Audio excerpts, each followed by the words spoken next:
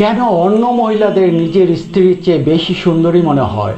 একজন বিজ্ঞ আলেমের কাছে এক লোক এসে অপরাধী কণ্ঠে বলতে লাগলো, হুজুর, আমার স্ত্রীকে বিয়ে করার আগে সর্বপ্রথম যখন দেখি তখন আমার মনে হয়েছিল আমার স্ত্রীর মতো করে মহান আল্লাহ পৃথিবীতে আর কাউকে সৃষ্টি করেননি।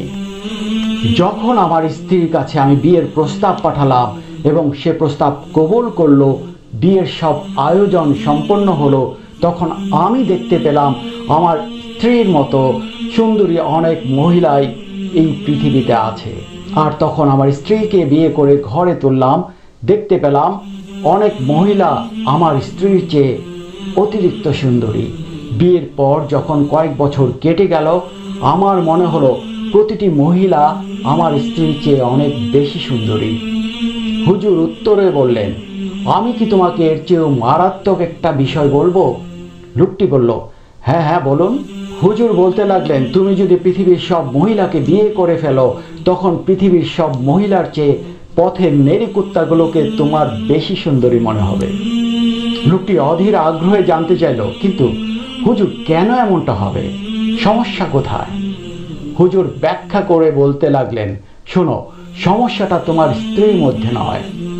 সমস্যাটা হলো মানুষের অন্তর যখন নষ্ট হয়ে যায় এবং চোখগুলো যখন লালসায় ভরে যায়, আল্লাহর ভয় ডর লাজ শরম যখন মানুষের চলে যায়, তখন তার চোখগুলো কবরের মাটি ছাড়া আর কিছুতেই ভরে না।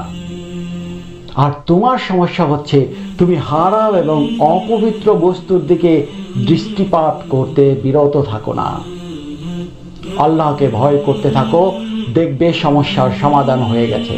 চোখের কারণে মানুষের পদস্খলনটি বেশি হয়, ফলে চোখ থেকে অধিক সতর্ক হতে হবে।